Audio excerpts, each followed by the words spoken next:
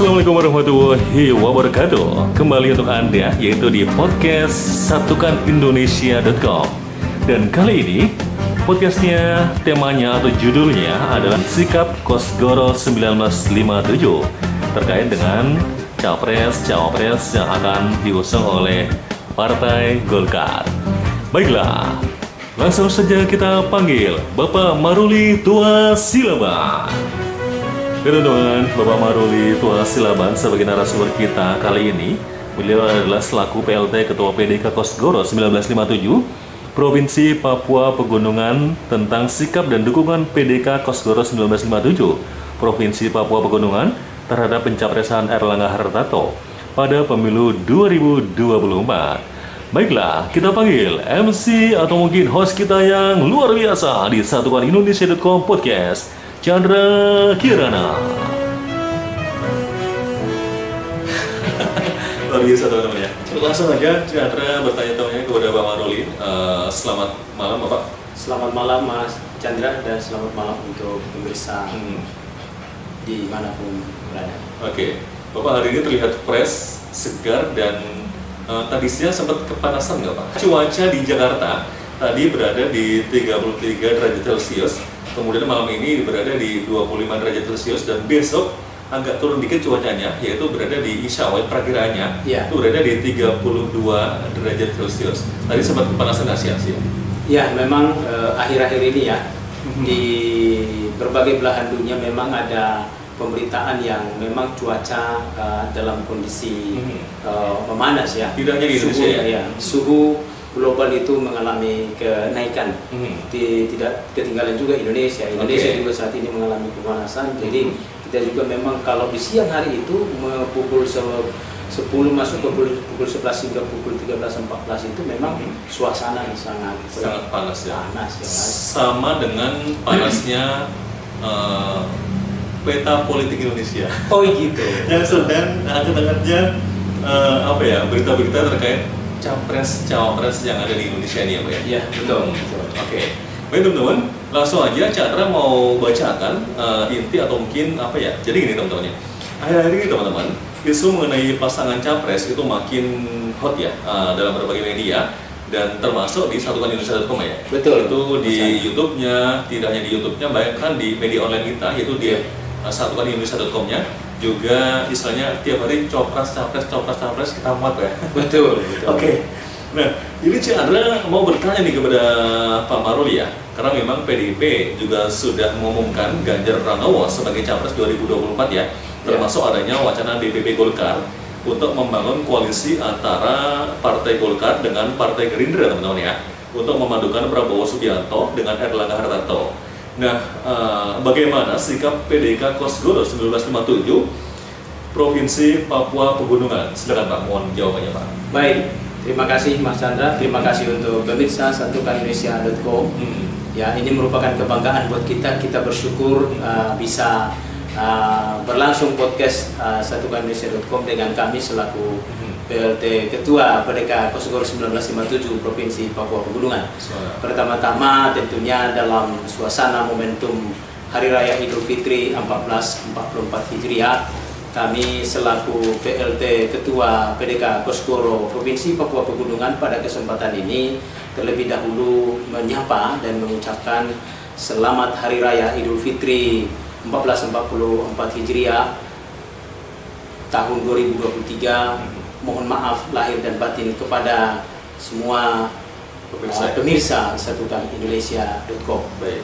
Baik, Mas Chandra, memang kita masuk ke inti daripada podcast kita pada malam hari ini adalah tadi memang suasana memang diawali oleh Mas Chandra dengan suasana cuaca yang memanas. Tidak hanya cuaca alam di Indonesia, tapi ternyata cuaca politik di Indonesia semakin membara. Iya, jadi memang suasana iklim yang memanas itu juga tadi memang diiramakan dengan memanasnya suhu politik akhir-akhir ini. Tentunya memang memanasnya suhu politik ini sangat beralasan, yaitu sesuai dengan agenda pemilu kita.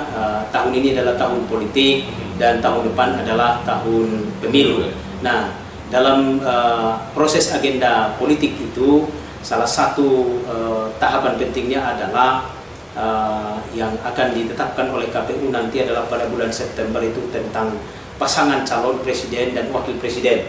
Nah, kita tahu bersama menjelang Hari Raya Idul Fitri 1 Syawal 1444 Hijriah, yaitu tanggal 21 April 2023 itu PDIP mengumumkan, mendeklarasikan calon presidennya, yaitu Bapak Ganjar Pranowo ya. Nah, tentunya dengan momentum ini juga menjadi pemicu semakin memanasnya, dan tentunya bukan selain memanas karena memang sudah waktunya ya bagi kita keluarga besar Partai Golkar, akar rumput di bawah itu sudah juga menanti-nanti, Mas. Jadi pemirsa, kita selaku PLT Ketua PDK Kosgoro 1957 Provinsi Papua Pegunungan mendapat pertanyaan dari teman-teman pengurus kita dan simpatisan dan akar massa pendukung kita itu, Partai Golkar itu akan menurut siapa yang akan diusung oleh Partai Golkar. Nah, dalam momentum itu kita bersyukur beberapa waktu yang lalu DPP Partai Golkar telah menyampaikan informasi atau dalam dirilis oleh dalam berita satukanindonesia.com dan juga di beberapa media lain bahwa adanya wacana dari DPP Partai Golkar untuk menjajaki koalisi antara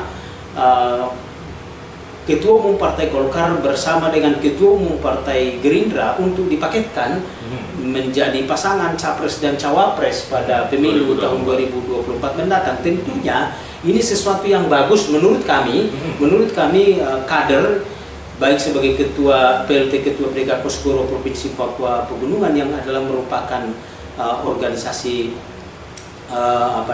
organisasi pendiri di Partai Golkar, ya tentunya sangat merespon ini dengan baik. Ini merupakan informasi yang baik menurut hemat kita, dan ini linear dengan keinginan daripada massa kita, keinginan daripada kader dan simpatisan baik Kosgoro 1957 yang ada di Provinsi Papua Pegunungan, dan juga mungkin kita sebagai kader partai juga, teman-teman kita kader partai menghendaki memang ini sesuatu yang baik supaya terwujud, dan kita tentunya mendukung wacana ini. Kita berharap ada yang bisa segera diwujudkan, wacana koalisi ini bisa terwujud, dan kita mendukung sepenuhnya. Mas Chandra dan pemirsa. Kalau kita lihat ya dari sisi Pak Prabowo ya, maupun dari Pak Erlangga Hartarto, itu kan sosok-sosok yang pro rakyat ya, benar sih Pak? Nah, tentunya memang sesuai dengan prinsip bahwa Partai Golkar itu adalah partai yang betul-betul merayat ya, bahwa target dan visinya Partai Golkar itu adalah untuk kesejahteraan rakyat. Golkar menang, rakyat sejahtera. Jadi bagaimana Golkar? Iya, jadi Golkar itu targetnya bagaimana rakyat Indonesia sejahtera tanpa terkecuali. Begitu, Mas. Jadi semangat itu ada di Pak Erlangga Hartarto yang kebetulan ya memang hasil Munas Partai Golkar mendukung dan memutuskan beliau sebagai calon presiden untuk pemilu tahun 2024, dan kita berdoa, kita mendukung ya ikhtiar kita Pak Erlangga menjadi calon presiden pada pemilu 2024 mendatang. Baik, dengan teman-teman jawaban dari beliau. Dan kemudian nih Pak ya, apa sih alasan PDK Kosgoro 1957 Provinsi Papua Pegunungan untuk mendukung upaya dan juga wacana pencapresan pasangan Prabowo Subianto dan juga Erlangga Hartarto? Alasannya apa sih? Kenapa mendukung mereka berdua untuk maju? Baik, terima kasih Mas Chandra dan pemirsa. Kita pun juga telah alasan kita untuk kita sebagai keluarga besar Kosgoro 1957 Provinsi Papua Pegunungan yang juga adalah Ormas Partai Golkar itu mendukung wacana koalisi antara Pak Erlangga Hartarto dengan Pak Prabowo itu didasarkan sesungguhnya bangsa kita ini harus bersyukur dengan potensi yang dimiliki seorang Pak Erlangga Hartarto. Kenapa? Beliau ini punya pengalaman yang cukup mumpuni, dan yang keunggulan juga banyak. Keunggulan Pak Erlangga itu keunggulan Pak Erlangga itu tidak dimiliki oleh anak atau mereka yang muncul sebagai tercalonkan atau menyatakan diri sebagai calon presiden pada 2024. Apa itu keunggulannya? Luar biasa. Apa tuh Pak? Kalau mungkin teman-teman udah mendapatkan bocoran nih. Ya. Karena jangan sampai kita itu memilih dalam karung kan, memilih kucing dalam karung. Ya betul. Pemirsa, gimana, memang Pak Erlangga ini kan jelas track recordnya, rekam jejak beliau sebagai ketua umum Partai Golkar saat ini yang adalah telah ditetapkan dalam Munas Partai Golkar untuk menjadi capres pada pemilu 2024 itu banyak sekali tentunya. Pertama, pengalaman beliau di dalam dunia birokrasi. Iya. Beberapa periode menjabat sebagai anggota parlemen dan juga pimpinan komisi di parlemen, dan juga selama masa periode Presiden Jokowi, Pak Jokowi ini tahun 2014 hingga di periode sampai 2024 nanti, Pak Erlangga itu anggota kabinet. Nah, artinya apa? Bahwa Pak Erlangga paham betul arah pikir dan agenda-agenda seorang Presiden Jokowi di dalam memimpin bangsa ini. Itu salah satu kabinetnya itu adalah Pak Erlangga. Jadi tahu betul arah pikirnya Pak Jokowi itu, Pak Erlangga itu tahu. Jadi kemana arahnya, dan apa-apa yang menjadi grand design daripada seorang Presiden Jokowi di bidang perekonomian tentunya itu raw materialnya ada di Pak Erlangga Hartarto selaku Menteri Koordinator Bidang Perekonomian. Lalu yang kedua, ini kadang tidak diakui oleh banyak pihak, dan sengaja ini tidak diakui, sengaja ini disembunyikan, di skip. Kita tahu bersama bahwa Pak Erlangga ini adalah selama masa COVID beliau adalah Ketua Pemulihan Ekonomi Nasional. Nah, ini yang tidak diakui oleh banyak pihak.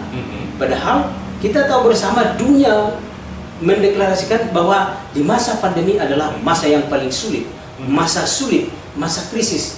Tapi dengan kepiawaian dan kemampuan seorang Pak Erlangga Hartarto yang adalah Ketua Pemulihan Ekonomi Nasional, yang juga adalah Menko Perekonomian, mampu membuat mendukung dan mewujudkan bagaimana menjaga stabilitas perekonomian bangsa kita, sehingga bangsa kita tidak masuk ke jurang krisis yang lebih dalam seperti yang diprediksi oleh banyak pihak. Baik, bahkan dunia juga mengakui ya pemulihan ekonomi Indonesia itu sangat baik lah ya. Luar biasa sesungguhnya. Tapi siapa aktor di belakangnya itu? Tentunya ini yang kadang dia tidak akui. Maka inilah salah satu kelebihan seorang Pak Erlangga dibandingkan dengan mereka-mereka yang saat ini mendeklarasikan diri atau menyatakan atau tercalonkan sebagai capres ataupun cawapres.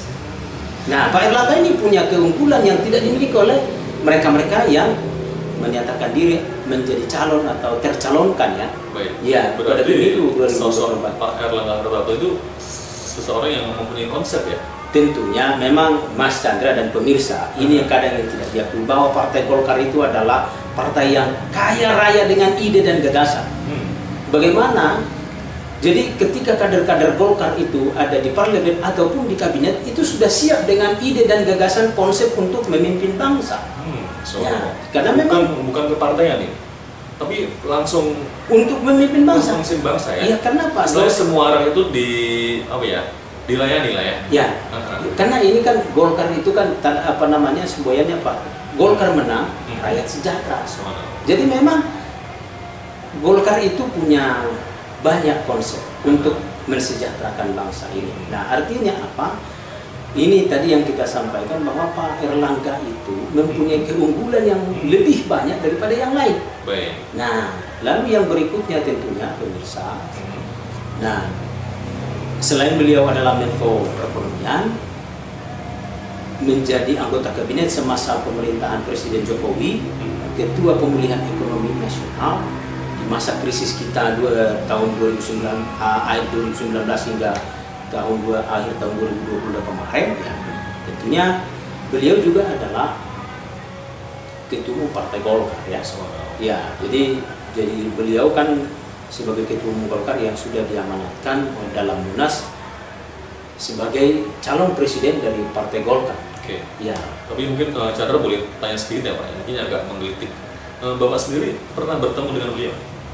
Ya, bukan hanya bertemu Mas Chandra. Jadi salaman pernah? Oh iya, kalau salaman, bertemu, bincang-bincang juga kita. Soalnya begini Pak ya, kalau saya lihat dari foto-foto yang beredar di baliho-baliho, atau mungkin ketika beliau kemarin bertemu dengan Pak SBY juga kemarin ya, sempat pelukan dan segala macamnya, itu beliau itu sosok yang ramah. Kalau dari sisi Bapak, ketika melihat beliau langsung tuh orangnya seperti apa sih Pak, beliau sendiri? Jadi memang inilah kadang-kadang ya, seolah-olah Pak Erlangga ini Ketua Umum Golkar yang juga Menko Perekonomian Capres Partai Golkar ini seolah-olah ada seolah-olah tidak seperti seperti Capres atau mereka-mereka yang muncul sekarang ini. Pada hakikatnya Pak Erlangga ini adalah ramah. Soal konsep, soal silaturahmi, soal komunikasi, sesungguhnya tidak ada masalah dengan Pak Erlangga ini. Cuman mungkin ada banyak ya, mungkin menerjemahkannya. Tapi kalau soal dikomunikasi, soal silaturahmi dengan kader, nah kalau tentunya kalaupun misalkan ada catatan-catatan, kita yakinlah ya soal kesempurnaan ini kan tidak ada yang dimiliki oleh manusia. Jadi kalaupun ada pun, saya yakin Pak Erlangga paham betul yang namanya pola komunikasi politik dan bentuk-bentuk komunikasi lain. Nah, ada lagi satu lagi Mas yang tidak terekspos ya, tidak terekspos, yang tidak kalah pentingnya, bahwa memang Pak Erlangga ini kan juga seolah-olah tidak kelihatan, tidak terpublikasi di dalam berbagai momentum nasional dan internasional. Pak Erlangga inilah yang berkaitan dengan ekonomi ya, berkaitan dengan perekonomian kita. Ya misalnya untuk KTT G20 kemarin, pada akhirnya kan kebiasaan-kebiasaan di KTT G20 itu kan seolah-olah tidak ada deklarasi atau apapun namanya kan. Tapi Pak Erlangga selaku yang adalah aktor dan menjadi di bawah presiden yang meracik, akhirnya ada hasil. Sutradara ada hasil di dalam KTT G20 kemarin yang menjadi pegangan bagi seluruh peserta KTT G20. Siapa yang menyiapkan itu? Siapa yang mengkonsep itu? Itu adalah Pak Erlangga Hartarto. Nah, beliau banyak peran dia di Indonesia itu Pak ya. Nah makanya kalau soal di skill, kalau soal di kemampuan dalam konteks mengelola bangsa dan perekonomian, khususnya di bidang perekonomian, tidak perlu ada keraguan bagi siapapun dengan kemampuan Pak Erlangga Hartarto. Bukan hanya itu ya, di beberapa konferensi-konferensi internasional yang berkaitan dengan bidang perekonomian, ya Pak Erlangga adalah menjadi sutradaranya. Jadi memang kemampuan beliau itu sebenarnya tidak ada yang perlu diragukan, dan itulah yang makin kita sampaikan. Pak Erlangga ini punya keunggulan yang lebih daripada yang lain, dan itulah alasan kita mengapa kita mendukung dan ya kita berharap misalkan apa yang diwacanakan oleh DPP Partai Golkar. Kemarin itu kan Pak Ketua DPP Partai Golkar dalam hal ini Pak Sabil Rahman, yang beliau juga adalah Sekjen PKK Kosgoro 1957, menyampaikan rilisnya bahwa sedang berupaya untuk membangun, menjajaki adanya wacana koalisi atau pasangan capres dan cawapres antara Pak Erlangga Hartarto dengan Pak Prabowo Subianto. Entah siapapun nanti itu capresnya atau siapa cawapresnya, bagi kita itu kita serahkan sepenuhnya kepada Pak Erlangga Hartarto. Nah itu bagian daripada proses komunikasi politik ya. Tapi kita berharap ini perpaduan antara Pak Prabowo Subianto dengan Pak Erlangga Hartarto ini adalah perpaduan yang sangat ideal untuk memimpin bangsa 5 tahun ke depan pasca berakhirnya masa kepemimpinan Pak Jokowi. Itu. Oke. Berarti itu alasannya Pak ya? Iya. Oke. Nah kemudian nih Pak ya, bagaimana sih upaya atau mungkin yang dilakukan Bapak terkait dengan wacana tersebut agar bisa terwujud ya menjadi capres dan juga cawapres dalam hal ini? Nah tentunya Mas Chandra dan pemirsa, kita kan ini kan struktur di bawah PPK Kosgoro ya, kami di tingkat provinsi tentunya secara struktural kami akan menyampaikan bagaimana PPK Pimpinan Pusat Kolektif Kosgoro 1957 di bawah kepemimpinan Mas Dev Laksono sebagai Ketua Umum dan Pak Sabil Rahman selaku Sekjen PPK Kosgoro untuk menggulirkan, terus mendorong bagaimana hal ini supaya terwujud menjadi keputusan lembaga ya. Nah kita sebagai sebagai kader, kita juga sebagai fungsionaris Partai Golkar untuk Provinsi Papua Pegunungan. Nah kita hanya berdua dan berikhtiar pola-pola komunikasi yang secara kelembagaan itu yang tentunya kita sampaikan. Tentunya ini adalah bagian daripada yang akan kita komunikasikan dengan pimpinan pusat kolektif Kosgoro supaya melalui PPK Kosgoro lah yang mengkomunikasikan ini kepada DPP Partai Golkar, dan hal itu tentunya sudah terlihat ya dilakukan oleh Sekjen PPK Kosgoro dan juga Ketua Umum PPK Kosgoro Mas Dev. Nah ini sudah dimulai Mas, sudah dimulai. Nah itulah menjadi alasan kita, salah satu bagian daripada struktur PPK, struktur di bawah PPK Kosgoro ya, dalam hal ini PDK Pimpinan Daerah Kolektif Kosgoro Provinsi Papua Pegunungan ya. Nah selain itu tentunya kita juga sebagai bagian daripada anak bangsa, bagaimana hal ini supaya terwujud, kita berharap dan mendukung semua elemen, elit politik utamanya, bagaimana supaya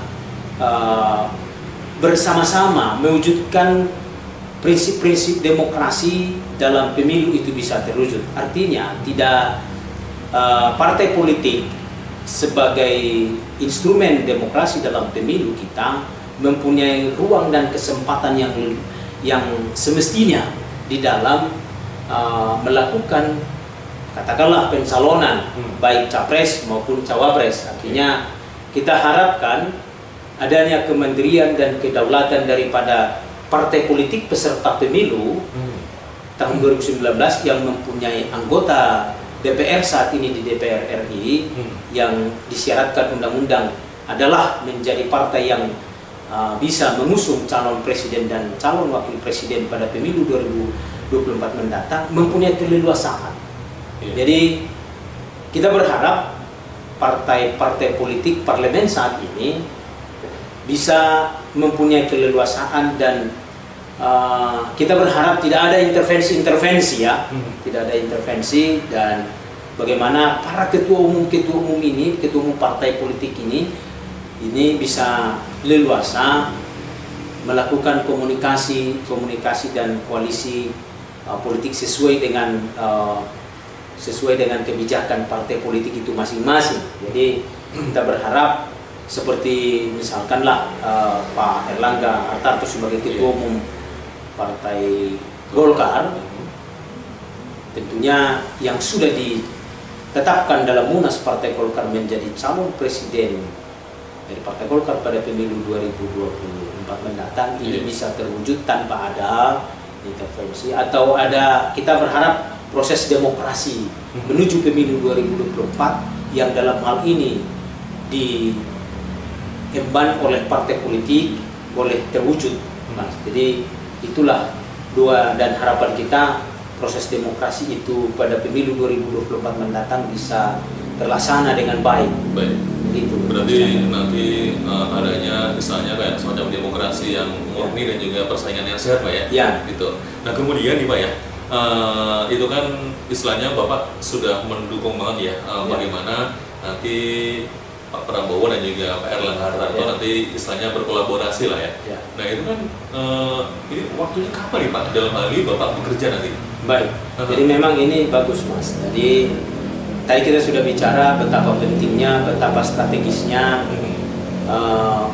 Ketua Umum Partai Golkar dalam hal ini Pak Erlangga sesuai dengan amanat Munas itu bisa diberikan keleluasaan untuk menjajaki koalisi dan menjalin koalisi untuk adanya pasangan capres dan cawapres.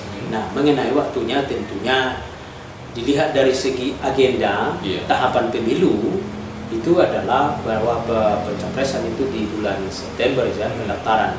Nah, memang kalau dilihat dari waktu yang ada sekarang ini kan mengarah ke proses pencapresan, ya memang kan sudah ada beberapa yang muncul ini ya. Pertama Anies Baswedan dengan 3 partai politik ya, dengan isu yang mereka bawa koalisi perubahan. Nah, yang kedua yang sudah tentunya kalau secara kepartaian Pak Erlangga itu sudah sejak beberapa tahun yang lalu ya, sejak Munas Golkar itu yang memilih Pak Erlangga, sudah menetapkan Pak Erlangga itu sebagai capres dari Partai Golkar. Dan yang terakhir tentunya Pak Ganjar Pranowo pada tanggal 21 April kemarin itu sudah dideklarasikan, sudah dinyatakan menjadi calon presiden dari PDIP. Nah, ini adalah waktu yang tepat sesungguhnya. Kenapa? Karena ini kan masa tahapan saat ini sudah masuk sesuai dengan pengumuman dari KPU itu tanggal 1 sampai tanggal 14 Mei 2023 itu adalah tahap penyusunan DCS ke KPU. Nah, setelah itu nanti kan sudah ada ada kesempatan bagi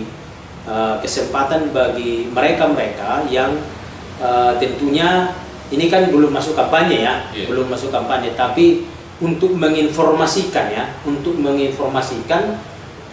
katakanlah sebagai bakal calon presiden dari Partai Golkar misalnya, katakanlah dalam wacana berpasangan Pak Erlangga dengan Pak Prabowo Subianto, ini akan sudah waktunya yang tepat saat ini. Menurut pengamatan secara subjektif kita, ya memang sudah waktunya. Para fungsionaris seperti Partai Golkar itu sudah lama itu bekerja untuk melakukan berbagai tugas kepartaian ya terkait dengan bagaimana melakukan kerja-kerja organisasi guna memenangkan pemilu pada tahun 2024 mendatang, diantaranya mensosialisasikan keputusan-keputusan partai. Jadi artinya kalau memang ini ada kesepahaman dan titik temu antara koalisi katakanlah Pak Erlangga, ya saat ini kan ada koalisi Indonesia Bersatu ya. Ya, walaupun ada anggota koalisinya sudah menentukan capres ke yang lain kan. Nah, kalau Pak Erlangga misalnya bisa menemukan ada titik temu dengan Pak Prabowo untuk maju dalam satu pasangan capres cawapres, ini sangat bagus. Waktunya sudah tepat. Berarti Bapak sebenarnya kalau saya lihat ya teman-teman Kosgoro 1957 ingin segera bekerja. Kalau gimana, Pak?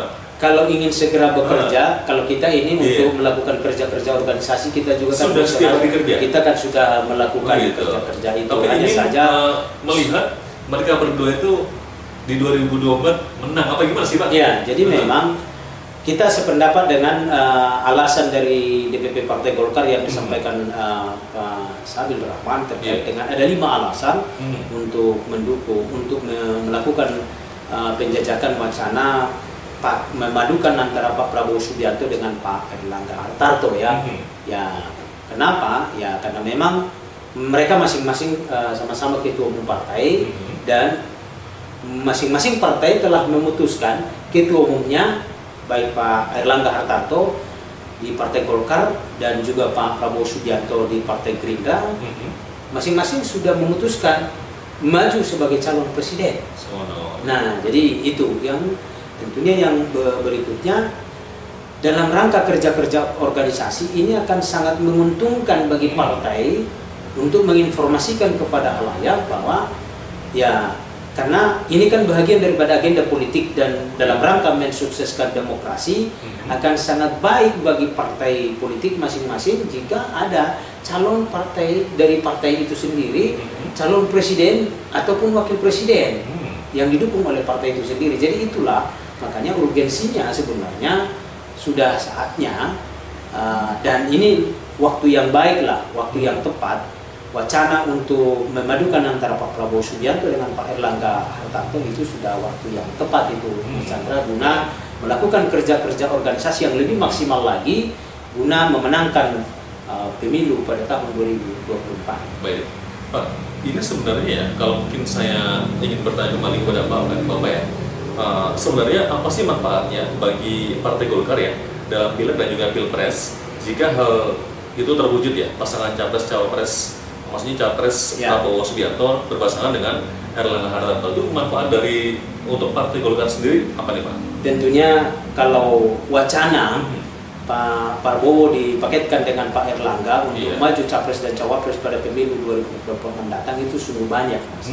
Seperti tadi yang sudah kita sampaikan bahwa ada dampak ekor jas daripada pasangan capres cawapres yang diusung oleh partai politik itu sendiri maju pada tahun 2024 mendatang. Artinya bahwa memang untuk memenangkan partai politik masing-masing seperti Partai Golkar misalnya, tentunya akan sangat nilainya akan sangat banyak jika Pak Erlangga itu maju sebagai calon presiden ataupun ya ada misalnya calon wakil presiden. Nah, tentunya kalau dari kita sih berharap sesuai dengan keputusan Munas, beliau sebagai capres. Nah, manfaatnya di situ. Jadi partai kader-kader di tingkat bawah dan juga kan kita meyakini bahwa simpatisan secara personal kepada Pak Erlangga tentunya itu banyak. Tentunya itu banyak. Banyak ya, seperti yang kita sampaikan tadi. Nah, ini kan hanya tinggal waktu. Kalau misalnya Pak Erlangga ini sudah secara form ada paketnya misalnya dengan Pak Prabowo, ini pasti kita lihat, Mas. Beberapa hari terakhir ini ada yang lembaga survei yang merilis bahwa paketnya pasangan Pak Prabowo Subianto itu dengan Pak Erlangga Hartarto itu adalah merupakan pasangan capres yang paling tinggi dibanding dengan yang lain. Artinya, Mas, ini paket kuat ini adalah empiris. Apa yang disampaikan oleh sebuah lembaga survei itu adalah empiris. Nah, tentunya ini juga adalah menjadi pemantik untuk melakukan lompatan-lompatan di dalam mengupayakan kemenangan daripada partai itu sendiri untuk mendapat dukungan pada pemilu tahun 2024 mendatang. Nah, jadi itu manfaatnya luar biasa. Dan juga saya kira siapapun saat ini elit-elit partai politik, apa yang disampaikan oleh sebuah lembaga survei, kalau nggak salah itu lembaga survei LSI ya itu mengatakan bahwa hasil survei itu pasangan antara Pak Prabowo Subianto dengan Pak Erlangga itu menandingi dengan yang paket-paket yang capres-capres yang lain. Nah, ini tentunya satu modal ya, walaupun kita tidak bergantung dengan ini. Partai Golkar, Mas dan pemirsa, Partai Golkar itu tidak menggantungkan semata-mata kepada hasil survei. Karena Partai Golkar itu adalah partai yang mesin organisasinya yang sudah jalan dari pusat sampai daerah. Jadi artinya ini adalah hanya sebatas hasil survei ini juga adalah hanya untuk menyemangati saja. Tapi tentunya ini juga bisa menjadi referensi ya. Dan publik juga sudah mengetahuinya bahwa partai pasangan Pak Erlangga Hartarto dengan Pak Prabowo itu adalah merupakan paket yang paling ideal. Dan tentunya kenapa ideal? Ya banyak alasannya ya. Seperti mungkin tadi di awal disebutkan terkait dari keunggulan apa sih yang dimiliki oleh Erlangga Hartarto sendiri ya. Di lain itu Pak Prabowo juga mempunyai keunggulan tersendiri juga kan ya. Kalau satu kan lebih kuat lainnya. Ya, jadi kita sependapat Pak Sabil mengatakan memang ini pada paduan yang cukup ideal. Jadi kalau Pak Prabowo kan adalah orang yang mempunyai, ini kan kita menginjam istilahnya yang sudah dipublikasikan bahwa memang Pak Prabowo ini kan agak menggas ini. Kalau istilahnya Pak Sabil kan menggas. Nah, jadi kalau Pak Erlangga ini sedikit ngerem-rem katanya. Nah, jadi ngerem-rem dalam artian untuk pola-pola untuk kebijakan di bidang perekonomian tentunya itu domainnya Pak Erlangga. Nah, ini adalah paduan yang sangat bagus. Iya, artinya kebijakan-kebijakan di bidang perekonomian untuk kesejahteraan rakyat, untuk menciptakan stabilitas perekonomian. Nah, itu ada di Pak Erlangga. Itulah salah satu kelebihan Pak Erlangga tadi. Baik, kalau saya tadi kan Bapak mengatakan ada rem dan gas tuh. Ya. Saya jadi ini intermezzo gitu ya. Iya. Gitu. Jadi Pak tahu nggak sih Pak manfaat dari rem itu apa? Manfaat rem itu menghindari dari menghindari tumpukan di depan untuk adanya suspensi, misalnya risiko, mengantisipasi risiko. Oke, tapi ada manfaat yang lebih keren lagi. Ya. Manfaat rem itu apa? Di antaranya adalah manfaat rem itu adalah untuk ngebut Pak. Untuk ngebut ya. Iya. Jadi kalau nggak ada. Jadi Bapak naik motor nih, atau Ya. naik mobil ya. Ya. Remnya belum berani ngebut ya? Ya kalau nggak ada rem ya kita nggak berani Nggak ngebut. berani ngebut ya. Kalau misalnya nih Pak Erlangga Hartarto nanti punya rem, Ya. Pak Prabowo punya gas. itu Indonesia akan maju dengan cepat. Maju dengan Karena cepat. punya rem itu Pak. Betul. Oke, baik Pak. Ini Chandra apa ya?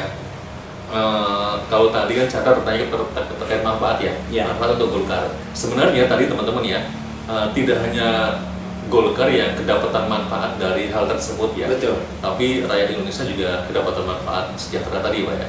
Sudah pasti. Karena apa? Ya memang Golkar menang. Rakyat sejahtera, Indonesia sejahtera. Jadi memang targetnya Golkar itu adalah bagaimana mensejahterakan rakyat Indonesia. Jadi tidak perlu ada keraguan soal itu. Iya. Nah ini Pak, yang agak menggelitik kembali Pak ya. Bagaimana sih PDK Kosgoro 1957 Provinsi Papua Pegunungan menilai perilaku elit politik di tingkat pusat berkaitan dengan pencapresan pada pemilu 2024. Ini Bapak, istilahnya dari Papua itu menilainya sosok-sosok elit politik yang ada di Indonesia itu seperti apa? Ya, terima kasih Mas Chandra, karena ini adalah, saya kira ini juga sudah sesi terakhir ya. Jadi memang kita sih berharap bahwa elit-elit politik yang ada di bangsa ini saat ini betul-betul menunjukkan sikap yang terpuji lah ya. Mereka-mereka yang ada menyatakan diri di koalisi A hendaknya mempunyai integritas lah ya, mempunyai perilaku-perilaku yang layak dicontoh dan diteladani. Dan tentunya guna mensukseskan pemilu 2024 mendatang, kita berharap para elit-elit itu juga elit-elit partai politik dan siapapun sekarang yang mempunyai akses kepada kekuasaan dan yang berkuasa, tentunya marilah kita ikhtiarkan bersama sukseskan pemilu 2024 mendatang tanpa adanya penyanderaan demokrasi, penyanderaan demokrasi dan ya segala macam yang merusak demokrasi itu sendiri. Jangan sampai partai-partai politik yang mempunyai kesempatan mencalonkan sebagai calon presiden dan wakil presiden saat ini, jangan sampai kesempatan ini dihilangkan, karena ini akan merusak demokrasi dan citra demokrasi kita sendiri. Nah, artinya kita berharap para ketua umum dan elit-elit politik itu berjalan sesuai dengan koridor. Kita sukseskan pemilu yang jujur, langsung, umum, bebas, rahasia. Tentunya partai politik juga mempunyai kebebasan di dalam menentukan koalisinya. Dan tentunya kita berharap seperti yang kita sampaikan tadi, bahwa memang pasangan Pak Erlangga dengan Pak Prabowo adalah merupakan pasangan yang ideal untuk memimpin dan melanjutkan pemerintahan setelah pemerintahan Presiden Jokowi. Tidak perlu ada keraguan dari siapapun bahwa kedua tokoh bangsa ini adalah berasal dari rahim kepemimpinan Presiden Jokowi, yaitu anggota kabinet seperti Pak Erlangga, anggota kabinet dari Pak Jokowi selama 2 periode, dan Pak Prabowo itu adalah juga di kabinet Pak Presiden Jokowi 2019-2024. Dan tentunya agenda-agenda politik ke depan, yang agenda-agenda pembangunan yang sudah direncanakan, sebagian telah terlaksana dan masih perlu dilanjutkan. Tentunya jika pasangan Pak Erlangga Hartarto dengan Pak Prabowo terwujud, saya kira program-program di masa kepemimpinan Jokowi itu bisa dilanjutkan di masa kepemimpinan di masa yang akan datang. Begitu Mas Chandra. Apa sih pesan dan juga harapan PDK Kosgoro 1957 Provinsi Papua Pegunungan ini terhadap elit politik dan juga semua pihak guna mensukseskan penyelenggaraan demokrasi di Indonesia, yaitu pemilu 2024? Harapan dan juga pesannya. Ya, tentunya tadi yang sudah kita sampaikan itu Mas Chandra, pesan kita adalah mari kami berpesan dari ujung timur Indonesia, saya selaku PLT Ketua PDK Kosgoro Provinsi Papua Pegunungan, berharap ya supaya elit-elit politik menunjukkan perilaku politik yang terpuji dan berpolitik yang sopan dan santun lah, ya memberikan keteladanan, tidak mencela-mencela atau misalnya ya gimana ya mungkin kalau tidak terpuji kan ya sudah nggak enak ya artinya berpolitik dengan santun lah. Jadi kita harus mengenakan rakyat ya bagaimana mengenakan rakyat, bagaimana memikirkan rakyat, mengurangi kegenitan politik lah ya. Elit politik itu kenapa sebentar ke sana sebentar ke sini. Nah artinya ini kan semuanya seolah-olah ya rakyat ini dicekoki dengan hanya kamuflase barangkali ya. Ya jadi kita berharap ya para elit politik itu betul-betul menunjukkan sikap yang keteladanan dalam dunia politik lah ya. Karena itu juga adalah menjadi ciri yang dalam berdemokrasi ya. Situasi politik panas ya, kepala kita harus adem ya, hati kita harus adem, kita harus semakin cerdas, semakin terliterasi, semakin banyak membaca agar nanti kita tidak salah pilih. Saya Chandra. Saya Maruli Tua Selaban selaku PLT Ketua PDK Kosgoro Provinsi Papua Pegunungan undur diri dari hadapan Bapak sekalian. Satu Indonesia.com, saya Chandra. Assalamualaikum warahmatullahi wabarakatuh.